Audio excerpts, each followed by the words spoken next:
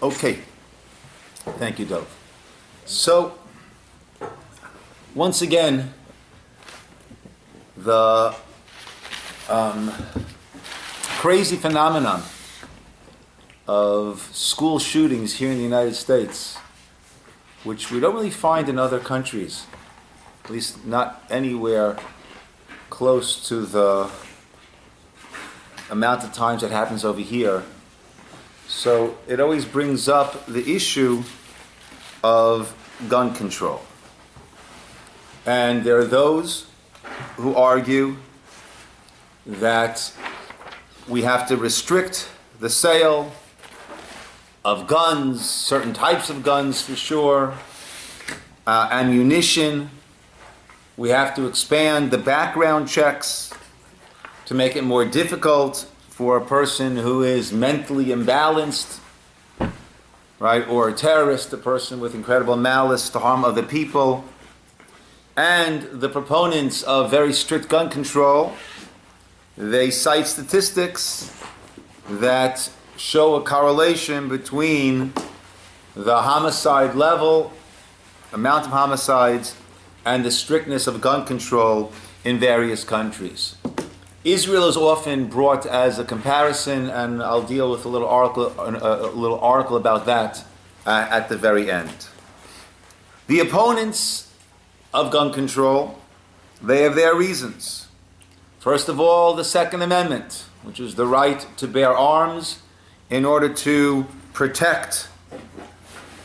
Right? Historically, having guns was a way for citizens to protect themselves from oppressive governments who would try to disarm all of their subjects to make sure that they could not rebel.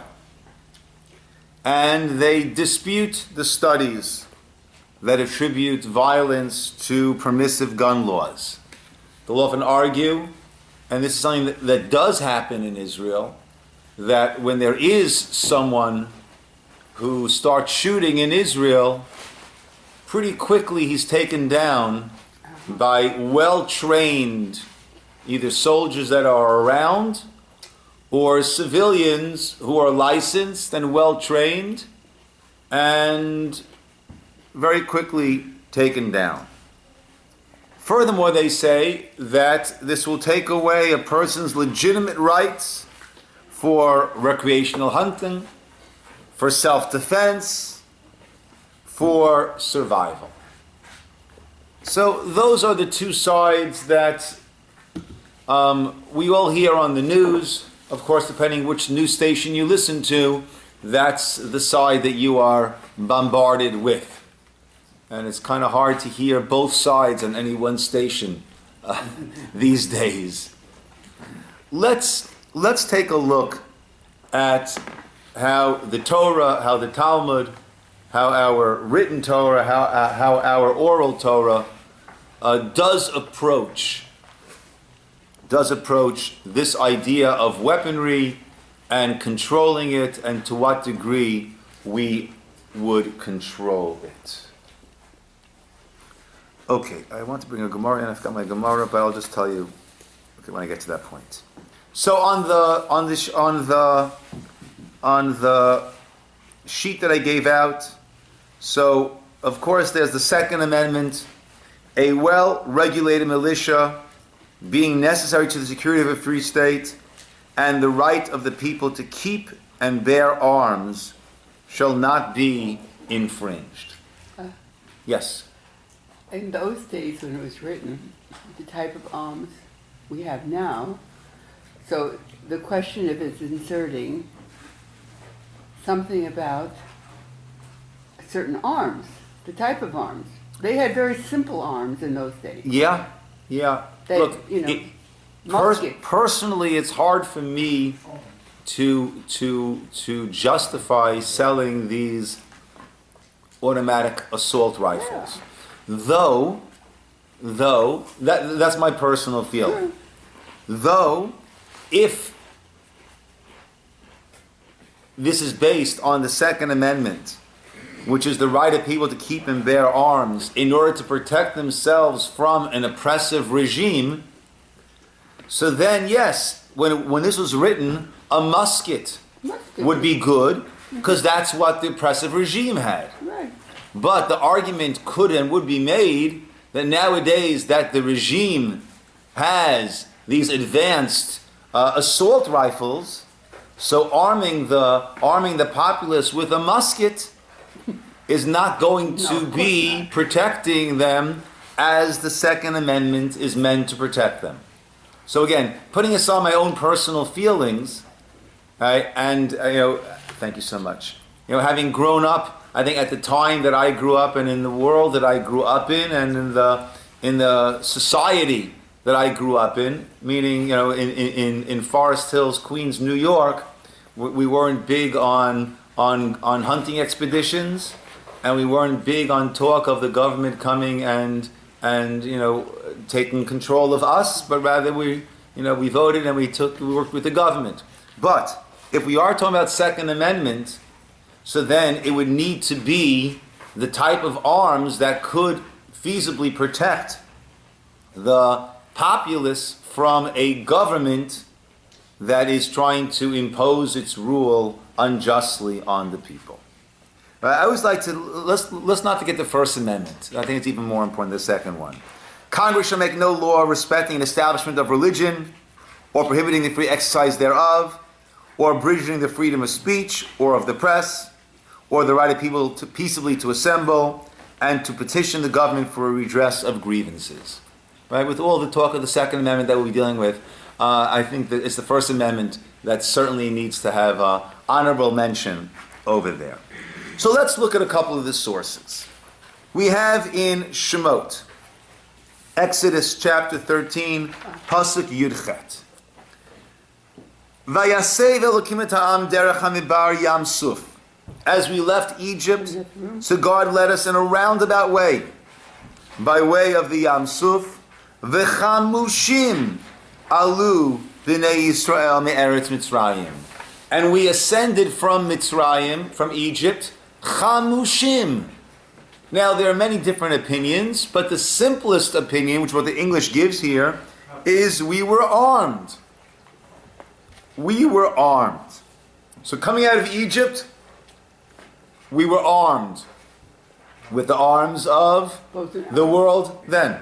Bows and arrows, spears. Yeah, the usual. Right? The armament of that day. At the same time, again in Shemot, Perek Chaf, chapter 20, verse 22, Chaf Beis, this is talking already about the Mishkan, the building of the tabernacle. V'im mizbeach avanim ta'asa li lo tivne eten gazit. So when you're making an altar of stones, it cannot be stones that have been hewn, that have been cut. Why? Ki charbecha he nafta aleha. Because the sword was drawn upon it. Vatichaleleha. And that thereby desecrates its usage in a mishkan, in a tabernacle, as part of a mizbeach, as part of an altar. So, what do we hear from these two verses? I'm putting that out there. What do we hear from these two verses? From these two verses, what would we say the Torah's view is on arms?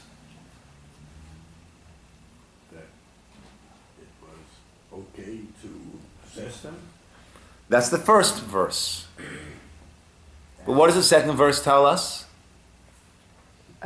The sword that trimmed the stones, right? It might have been used for killing before it was used for... And let's say you have a brand new sword, you still could not use it. There can't be any cut stones on the altar because it's a sword-like implement that would cut it. So what I hear from these two psukim is that arms are necessary, but are not meant to be glorified. I forget which country, maybe it's Yemen, I forget which country it is, where every man of any stature walks around with a ceremonial dagger. or a ceremonial sword? Sikhs. I'm sorry? Sikhs. The Sikhs? Okay, I'll be careful not to get into a cab in New York. Part of their religion. Okay. I'm sorry? Part of their religion. Okay. So it's not something that we glamorize. It's not something that is an indication of prestige. It's not something that's honorable. It's something that very often is necessary. Right? Leaving Egypt, traveling through the wilderness, on our way to the land of Israel, we need arms. We need arms. They're going to be battles. Right? At the same time, it's not something that is ideal. It's not something that belongs in, that any vestige of it belongs in the Mishkan, in the tabernacle. Right? The prophets speak about the time when the sword will be turned into plowshares. Yeah. Right? That's the first half of that passage that's found in the United Nations. And the lamb will lay down with Right. That's posted in the front of the United Nations. Right? The sword will be turned to plowshare. Right? It doesn't mention that the rest of the passage then continues with Kimitzion Tetzei. The Torah will come from Israel and from Jerusalem. That they don't bother with. Okay, so that gives us a certain framing of how we view arms. Right? And it's fascinating, again, in Israel, right, the arms, it's very common. You have all the soldiers must carry their guns. They can't leave it around. But it's not something that is glamorized.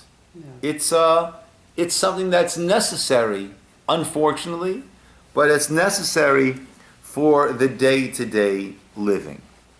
Now, what is very fascinating is in the book of Shmuel. There we find a bit of a boost to the constitutional Second Amendment argument that a populace needs to have the ability to protect themselves from an oppressive government, an oppressive regime. There we find, let's take a look at, in Hebrew and English we have 5, 6, and then we jump to 19. Uplishtim nesvu lilachem Yisroel, and the Philistines gathered to battle with Israel. Shloshim elef rechev v'sheish elefim barashim, 30,000 chariots, 6,000 parashim riders. V'am kechol asher svat hayam, and people like the sand by the sea. V'yalu v'yachanu b'michmash, and they came and they camped by Michmash, Kidmat Beit Aven, to the east of Beit Aven. The Ish Yisroel Ra'u, Kitzar Lo, Ki Nigash Ha'am. And the men of Israel saw that they were in a desperate situation. V'yitchabu Ha'am, and they went and they hid. B'marot, in caves, Chavachim, in the thickets, Ubaslaim, Ubatzarchim, Uvaborot. We went to hide in any place where we could hide. Why is that? Because v'charash lo yimatzei b'chol eretz Yisrael. Because there were no smiths throughout all the land of Israel. Ki amru plishtim, that was imposed upon us by the Philistines, because they said, pen yasu evrim cherev o chanit. There can't be any blacksmiths, those who worked with metal, lest the nation would make swords, make spears. So here we have a classic example of an oppressive regime forcing their subjugation on the citizens of that country, of that area, by prohibiting, making sure they would not have the ability to arm themselves. Right? And what continues then is that Shaul had and Yehonatan had, and then there was an incredible victory with those two and their armory. But that was it. So those who say who make the constitutional argument, we see, I mean, it's logical when one is dealing with oppressive regimes. Now, again, I don't consider, I don't think we need to protect ourselves from the U.S. government, but there are many who have a very different view than I. And the founding fathers and the framers of the Constitution also had a different view than I. Right? It's, again, to contrast it to Israel for a moment. In Israel, the idea, the government is there to serve, the way it's viewed, the government is there to serve us and to protect us. Right? And arms are very limited there to those who have a need for it. But the whole Second Amendment idea that we need this to protect ourselves from the government, that has no voice in Israel. That's not how the society looks at it at all. They look at it that we live in a dangerous area. I need to be able to protect myself, to protect my family, to protect my other citizens from terrorists, which happens often there in Israel, or certainly attempts are often made. I just read that the mayor of Israel, he spoke at AIPAC, the mayor of Jerusalem, sorry, and he was addressing that there might be heightened danger if and when the U.S. opens its embassy in Jerusalem. And he said, you have nothing to worry about. He said, actually, the homicide rate in Washington, D.C. is 15 times the rate that it is in Jerusalem, in Yerushalayim. So when I come from Yerushalayim to D.C., I pray that I get home safely. But again, right, so it's not my mindset. It is the mindset of many. It was the mindset of those who made and passed the Second Amendment. And we do see historically that has certainly been an issue, and not just recent history, but going all the way back to the Navi, to the Plishtim, and during the time of Shmuel. There's a famous, as we turn the page, there's a famous teshuvah from the Noda Yehuda, one of the great rabbis in the 1700s. And the question was posed, right? I don't have it in Hebrew, I just have it in Hebrew, a very small writing, but the second paragraph. Michtavam kibalti, I received your letter, and even though ineni makiro, I don't know who you are, however, you've come to ask a question, and you've used the terms, the way you couched the question, showed a lishma de chachmasa, right? Clearly you are a wise person who is well versed. Hini meishiv l'chol shoel. So I will respond to all those who ask. The question was, ish echad. There was a certain person who was very wealthy. Hashem gave him a nachal rabba, and he has villages, and he has forests, and in these forests are teeming with all types of animals. So can he go by himself to shoot? To shoot kana sreifa, with the burning stick, with a rifle. Right? To hunt. Or is it prohibited for an Israelite to do that because you're causing pain to the animals, or you're destroying, or because we have treated that's not something that's acceptable to do? And he goes on to say that there is no issue of tsar balei chayim, of causing anguish to an animal, if we're doing what's necessary in order for us to procure what we need. Right? However, he says, V'amna, the last paragraph, Ma'od anitama, al gufa davar. I'm surprised, I'm shocked by the whole matter. Below matzinu ish tzayid, who do we find were the hunters? Nimrod, Esav.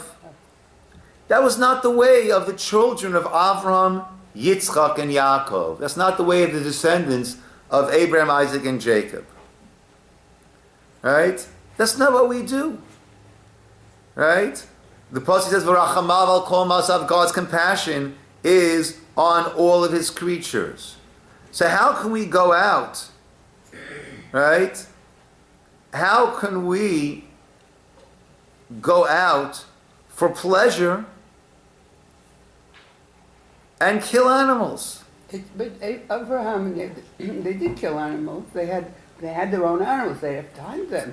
So when they wanted to make they didn't go. They weren't hunters. They were farmers, but they had farmers. to eat, so they had to kill an animal. Killing an animal for your needs is not an issue. Well, isn't that what this person is going out to? Well, no, he's going out to the forest to be shooting different, mostly non-kosher. Well, you don't go to the forest to shoot a sheep or a cow, Okay. right? And once you shoot it, eat it, is a kosher animal. It has, you can't eat it. It has to be shechted. So this is talking about recreational hunting, right? And that is something he says that's not our way. I remember when Al and I were engaged, so we went out. My father-in-law likes to fish, and would often catch large fish, and the family would then, eat that fish. We went out to this beautiful lake in upstate New York. It's a gorgeous, majestic lake lined with these beautiful trees all around, and we're fishing, and we keep pulling up fish that are too small. So what do you have to do? You have to take the hook out of its cheek, right, and throw it back in. And that's good. That's the best case scenario. Often they swallow the whole thing, so then taking it out is a real mess. Not. And after a while, I said to Nell, I said, "Can we just enjoy rowing around this beautiful lake without pulling fish out of the water, then taking this thing out of that cheek and throwing them back in, right?" For recreation, which is what that was turning into, right? That's not the way the Noda B'Yehuda says. However, right, when there are needs for it, we are all in favor of that. The Rambam, who's ruling on a Mishnah that we had in Rosh Hashanah, so a person witnessed the new moon. What must he do? Travel to Yerushalayim in order to give testimony to the Beit Din there that the new moon was seen, and today is Rosh Chodesh, and therefore that accordingly we adjust the calendar. Haya ha'ed shirat hachodesh b'leil haShabbat chola. He saw it on Friday night. It's Shabbos, right? And he can't go by himself. Markivan oto ala chamor. So we'll give him a ride on a donkey, afilu b'mita, or in a bed. He can be carried. V'myeshlan orev baderech. And if there might be an ambush along the way, it was a dangerous area. Lochem ha'edim biyadan klei zayan. Right? So then they will take weaponry along with them. Right? A Jewish soldier protecting, certainly in Israel, you have all the soldiers going to davening, right? With their, right? On Shabbos, they're carrying their guns. You need that, right? That is to protect. The Gemara in Makos is speaking about the Arei Miklat, the cities of refuge. And these are places, cities, where if someone killed someone else accidentally, he goes and stays there, lives there in that city of refuge until the death of the high priest, the Kohen Gadol, whereupon he can then return. And we have to make sure that these cities are self-sufficient, so that the rotzchim, those who have to be there because they killed accidentally, manslaughter, they won't have to leave the safe confines of that city. And we also must maintain the safety within that city. So the top of the first line there. Aram alalu, these cities, ein osanotan lo tirin katanim, we don't make them at these little small forts, lo krachim gedolim, not these large metropolises. Ela ayarot einoniot. You want it to be a middle-sized area. If it's too small, then people can attack it in mass and overtake it. If it's too big, then there's no way of controlling what's going on inside there, and they will not be protected there. it must be situated in a place where it has its own steady supply of water. And if there is no water supply there, then you have to divert water to there, that it is self-sufficient. It must be a place where there are marketplaces. Again, that a person can get what they need. And there need to be a good amount of people living there. If people are moving out, the population is dwindling, right? Then we'll add on, right? We'll probably offer some sort of a mortgage incentive to go out there. Nismatu diure. I know in Israel, at least it used to be until recently, if a person was making aliyah, they have a lot of incentives to move up north. Right? The government is trying to get the north more populated and more industry going there. Right? If there are people are moving out, right? So then you try to get more people to come, a mix of people. The ain mochern behen lo klei zayin. You don't sell weaponry there. Velo klei mitsuda, nor trapping things there. Divrei Rabbi Nehemiah. The Chacham will allow it. Now, Rashi then explains that by not selling weaponry there, right, it's a way of protecting the people there and restricting it. And Rashi says something fascinating. And if someone's bringing it in, Rashi says, Yakiru bahen. We'll know about it. I don't know, is that TSA? Right? It seems that there was some sort of checking that would go on, right? Oh, now I understand the Gemara. I understand the Gemara now. They were checking people when they came in. That's why they need to be a water source, so you couldn't bring in water either. I'm kidding. Okay. Anyhow, that's the airport. Did they have borders? Or borders? So you had to pass a border?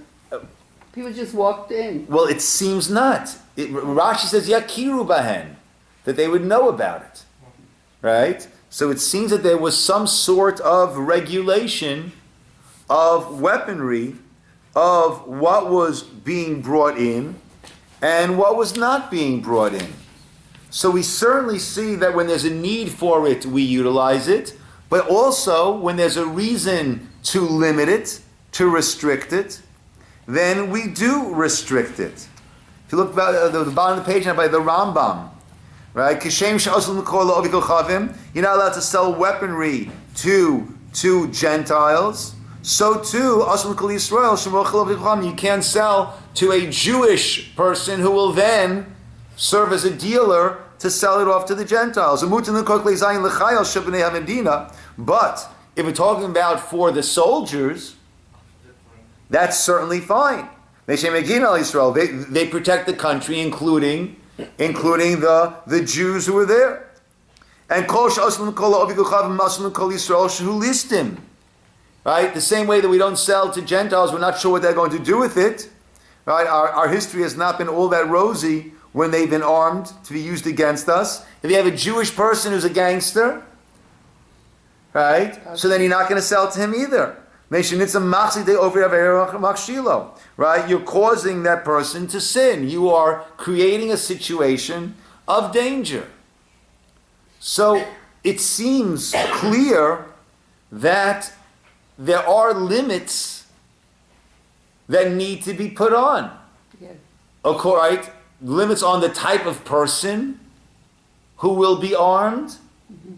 Limits on the places where weaponry can be found. Right? How available will it be? Will it be available at all in certain places? So it seems that, like we said before, weapons are necessary, but not something that we glorify. And along with those weapons, when they are necessary, it's not indiscriminate that it's just available for anyone to have, right? But responsible people, it would seem, should have the ability to protect, to purchase for their self-defense, right? And as we saw from Shmuel, disarming completely the civilian population, right, can have some very serious consequences. Now, some people love guns.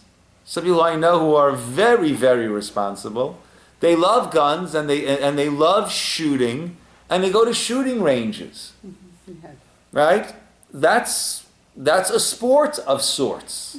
It's not a sport that I particularly enjoy, but that's a sport of sorts.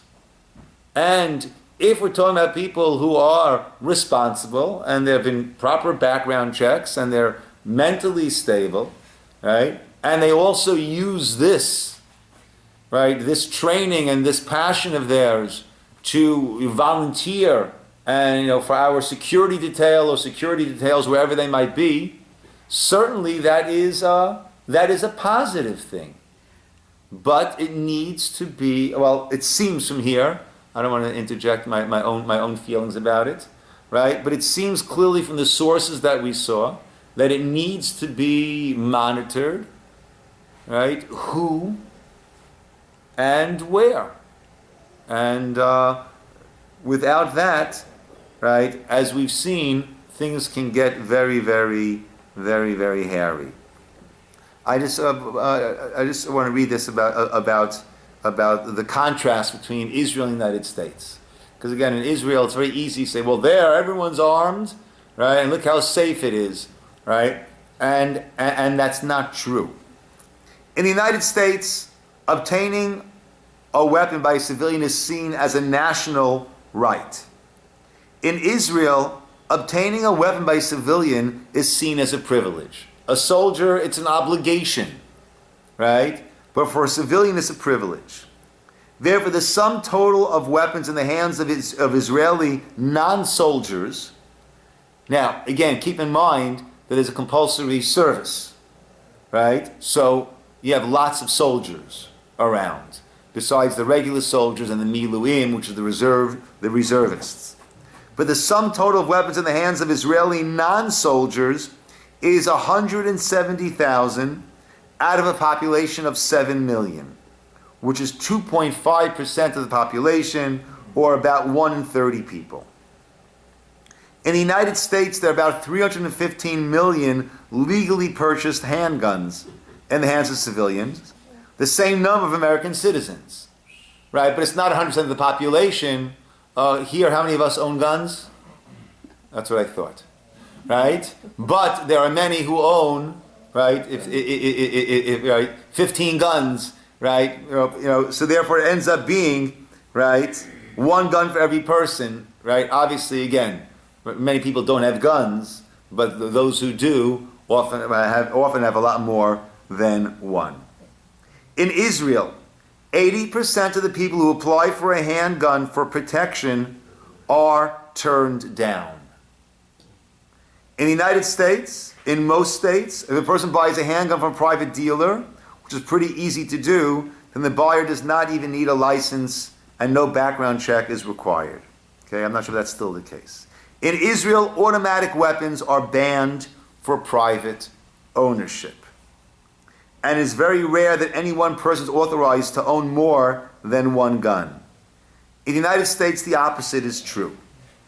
In Israel, applicants must undergo police screening and medical exams to determine their mental status before obtaining a license to own a gun. In addition, a need must be shown to own a gun in Israel, such as living in a settlement surrounded by a hostile Arab population. So one of my sons who lives in Israel, see, he was attending university in the Shomron, in Samaria, right? Ariel University. So he had applied for a gun. And he had been a commander in the army, so he was certainly trained. And there was a certain waiting period.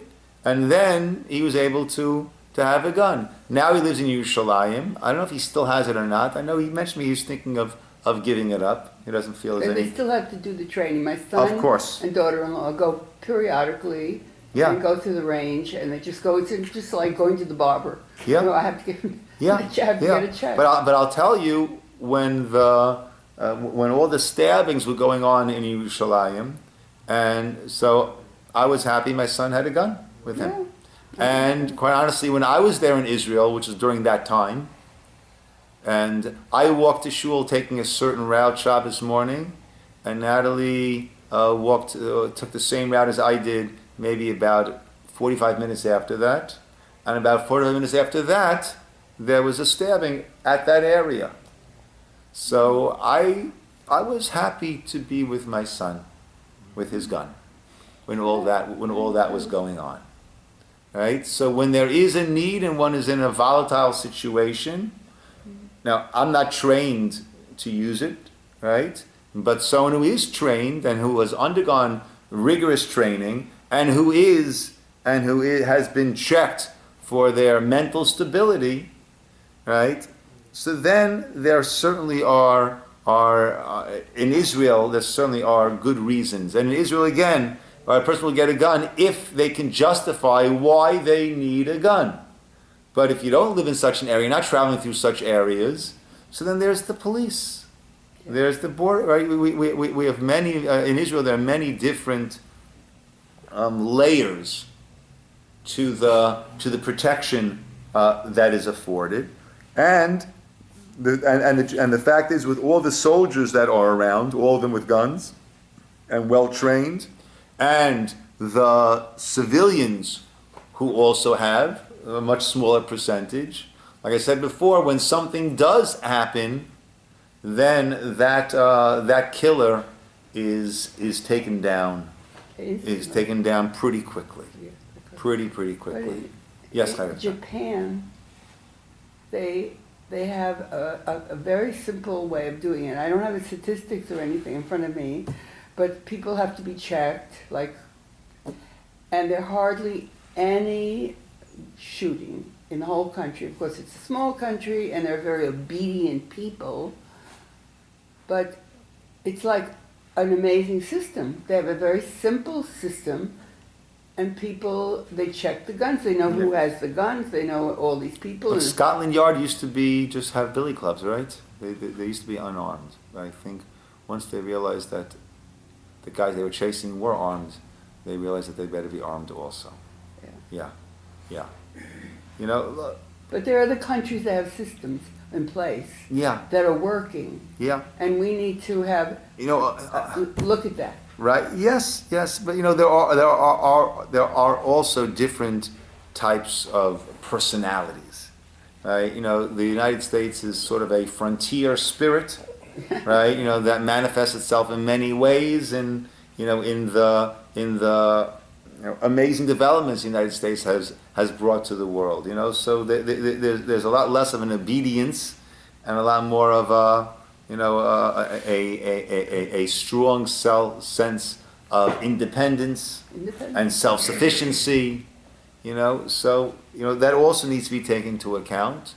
But again, from the sources, I think it's clear that it's a necessary, I don't call it evil, but it's not something that's glorified. It's a necessary thing, but who, where, when, how, right? That we clearly see throughout the Talmud, the ideas of how that has been monitored and guarded. Yes, Dov.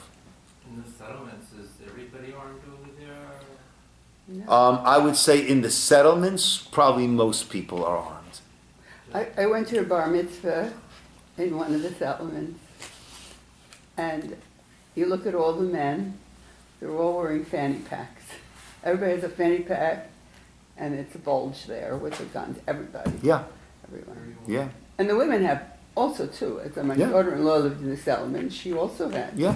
But that was my very first visit, my very first week in Israel. And I'm going to this bar mitzvah, and I kept looking around. It was like. Yeah. But they were surrounded by Arab villages. Yeah. Tekoa. Yeah. Tekoa is surrounded. Yeah. So that is a source-based view, Torah view on weaponry and how a society should best guide themselves as they deal with these difficult questions. Well, on the internet, on Facebook internet, and all sorts of things I get about people are rallying to do something with the government. What do we do? Write letters? What do we do? Do we have a voice to say it's enough killing? What do we? If that's what a person feels should be done, then a person should voice that and should write to their, whatever person feels should be done, right? That was back to the First Amendment, right? Right, to petition the government for a redress of grievances, right? Whatever person feels should be done, right? Then a person should give voice to those feelings. Yes, David. According to the Torah, when is a person, an individual, not a soldier, allowed to use deadly force in self-defense? Okay, so we have a very strong rule that if a person is trying to kill someone, whether they're trying to kill you or someone else, then deadly force should be used if the way to stop that person from killing is with deadly force, then one should use deadly force to save the victim of this person who's trying to kill them, whether it's themselves or someone else. Right? And such a person is considered to be a rodef, someone who's running, trying to kill someone, and we say ein lo damin. Right? We have a case that brings it even further. The person's breaking in, burrowing into your house at night. So there, the understanding is that he knows that if you wake up, you're not going to say, "Oh, sure, my wallet's over there in that drawer." You're going to stand up against him. So he's coming in with the understanding that he might have to kill you. Right? In which case, you can, ein lo damim, we say. He has no blood. Meaning you will not be held accountable if you kill him. It's not the civil law. I'm sorry? It's not the civil law. I'm talking about the Torah law. Yeah. We make a distinction. Well, now we do have stand your ground. Right? But it doesn't, I don't know if that, I don't think that allows you to kill someone who's coming in. Well, if he's coming after you, someone can kill him. It's not a legal opinion, but I think a person would have to have a reasonable belief that the person is going to kill him. But just because you hear somebody breaking into your house in an American court Would not hold water. would not allow you to open fire Right. unless you have reason to believe that that person is there for the purpose of killing you. Right. Which is fairly good. Yeah. Can we Yeah. make a distinction between daytime and nighttime? No, You not can really. see the person and see if they're armed or see.